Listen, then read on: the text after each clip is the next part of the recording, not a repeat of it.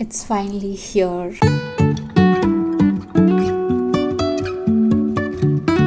My editor has sent the manuscript back with his critique, and I just finished going through the email and then the editorial letter, and just quickly browse through the comments that he has left for me in the manuscript.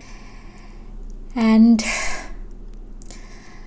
it's such a weird feeling right now. The first thing I feel is relieved.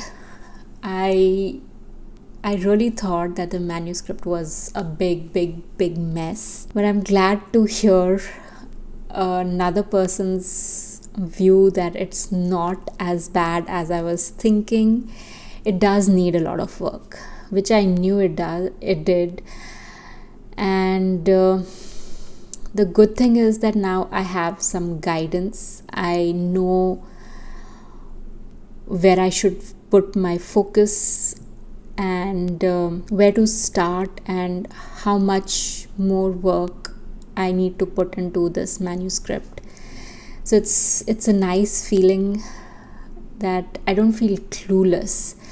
Earlier I felt that I had done all that I could think of, but now I have some perspective, and I'm so glad that I went ahead with hiring this editor for the manuscript critique. So now I'm going to just take it all in. I'll go through the manuscript critique, the letter a few more times. I think I'll just print it out so I can go over it and take each critique and process it more in context with the stories and the comments in the manuscript itself. And I'll update you soon. It's Wednesday, April 7th. I have about 15-20 minutes. So I'm planning to read through my manuscript critique one more time, and this time I want to keep referring to my actual manuscript and the notes that the editor has made in the manuscript, and take my time with it today. So that's what I'm going to do right now. Life is a winding road, no telling where it goes. Driving through days and nights, won't stop for traffic lights. And I really wanna know if I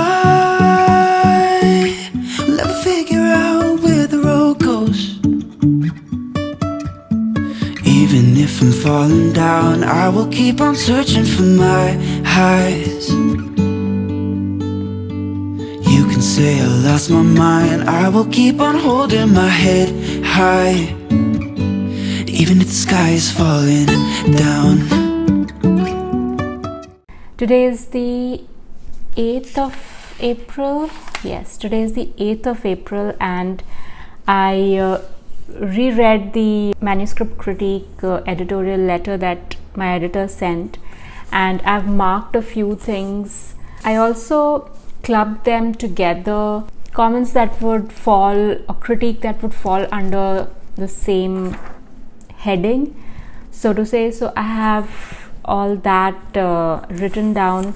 There are about 11 key broad things that my editor has suggested. So I wrote down the same thing that he has suggested. I wrote it down in my own words, and some of the big ones that he has given me is that my strength is in the dialogues, and the weakness is that I'm not utilizing a lot of world building elements and not building up my scenes very well. So that's something that I want to work on. And Another big one is that the critique that I got was that my first half of the book almost has a good built up to the climax and everything, but it's falling short in the third act basically. And he has a few suggestions, a few routes that he has sort of given a direction to, that this could be a way of keeping that momentum that I've built up in the first half of the book. But I don't know, like, I understand that the feedback that the ending is not at the place where I have the first half of the book and it's kind of falling flat, so to say. I get that and I accept it, but I don't know how else I can like make the ending work so that it complements the rest of the story, the rest of the story basically. So I don't know how I'll do that, and that's not something that I can do just in a couple of weeks. I need to basically like take some time and think about like what other things I can include to make the ending that will do justice to the whole story. One activity that came to my mind that I'd like to do is maybe I can write a couple of scenes that will be more or less like the ending scenes and all, and then see from there if something sparks and something comes together, because right now I'm like drawing blank completely, like what else can I do for the ending. So the next thing that I want to do is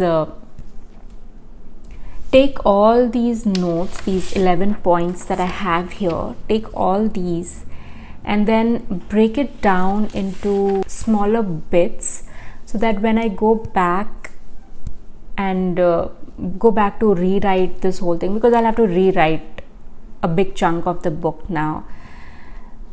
So when I go back to do that, I don't want to start from the first half. I feel I've been writing the first half so much that it's good. I know that. It's the second half of the book that's suffering. So I want to start from the second half. So I want to sort of create kind of a list of actions that I want to do, and based on all the inputs that I've got here. So that's what I'll do, but not today. Today I just want to stop and just think about all these points that I have to work with. So that's what I'll do for the rest of the day.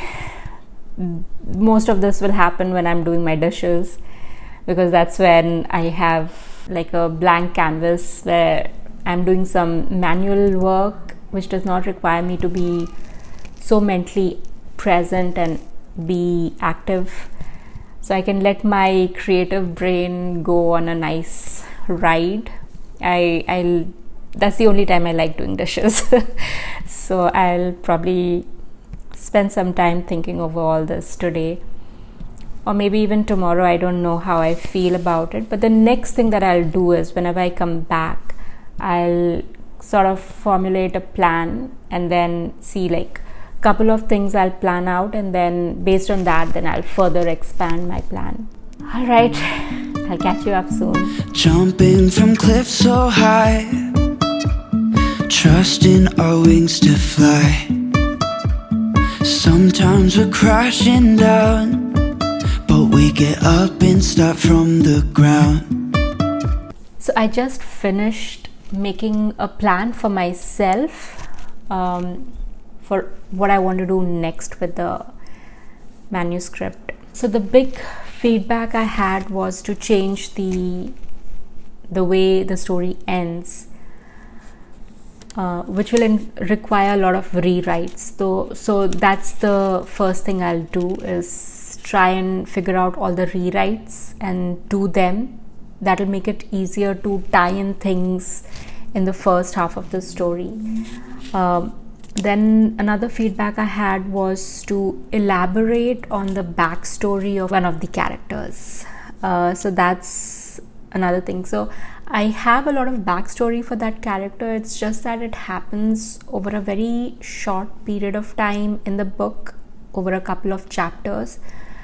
So probably I should like stretch that out and start peppering in the backstory a little earlier than I have in this draft. So that's what I'll work on once I have done the rewrites. There are a few other secondary characters that I don't really have a backstory. They're just supporting a plot, and a feedback I got was to give them a little more backstory and a little more meat. In my head, I know a lot of these backstories, but I haven't put them in the story.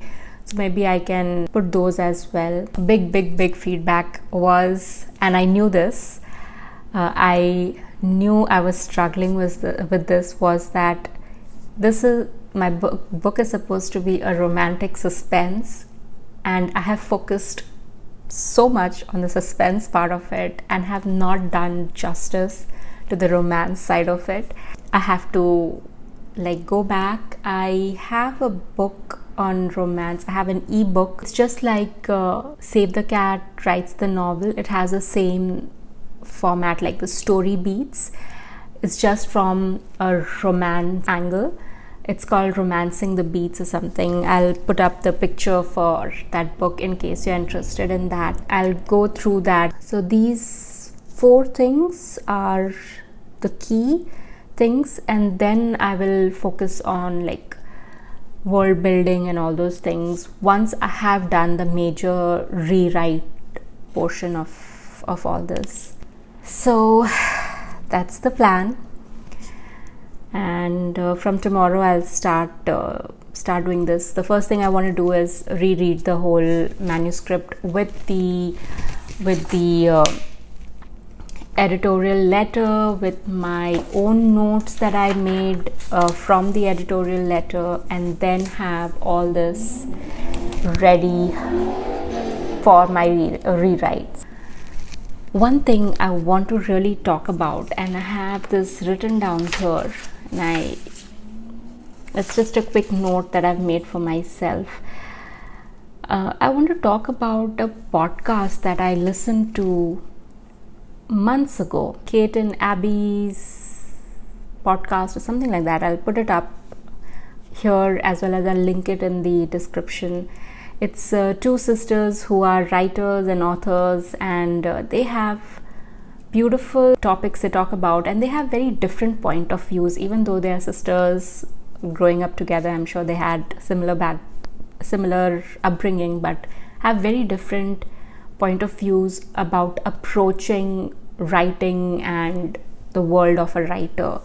And it's so nice to listen to their podcast. If you haven't listened to their podcast before, I really encourage you to listen to it. And it's just wonderful. It's almost like you're in the company of 2 people just casually talking.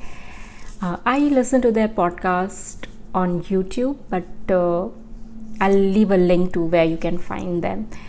And one of the podcasts was about grit as a writer, and it really resonated with me back whenever, a couple of months ago, whenever I listened to it. And when I got this manuscript critique from my editor, I don't know why, that podcast came back to me and I re-listened to it. It talks about how the actual writing takes place after a couple of drafts that you've written, and it's actually in the details of it where you tend to lose your momentum, your motivation, your focus. That's why they talk about that it requires grit to keep going even though you are in the rut of it as a writer, and how important it is to build that grit, because we don't necessarily would have that it kind of resonated with me in the sense that I'm getting so impatient with this manuscript. I wanted this book to release this year. I was so adamant at it. I had ramped up everything, and it's disappointing in some sense that I'm not progressing at the rate I want to, and it's hard to accept that. But at the same time, if I don't acknowledge the progress that I've made, then it's doing disservice to myself. I really had to spend some time with working a little on my mindset about that probably I'll have to push the date for this book release, which I still don't want to. I still feel I can do it. I can still release this book this year. But there is a lot of uncertainty this year for me, which is affecting committing to a book release. And I feel that is also leading into me not giving my 100% right now, because I feel I won't be able to anyways publish it. And I don't know if I'm rambling or what I'm doing, but so that's where we are right now. I really want to make big progress, and one of the things that they talk about in the podcast is you cannot make big progress with big strokes. You have to make big progress with small steps and small strokes stacking on top of each other. I'm not directly quoting from their podcast, but that's the recollection I have of what they talk about. I really would urge you, if you are in a position like I am right now, and getting impatient with your work and not seeing the progress that you truly want to see, I encourage you to go and listen to their podcast. And they share a lot of wonderful writing resources, so you'll get a lot from them. And yeah, I think this vlog has gone on for too long. I don't know how many minutes it's gonna be. I'll keep you updated, but for now, if you have any questions about self-publishing, I have an FAQ playlist that can help you, or you can leave your questions in the comment section below and I'll try to answer them in one of the Q&A videos. And I'll see you in the next one. Even if the sky is falling down,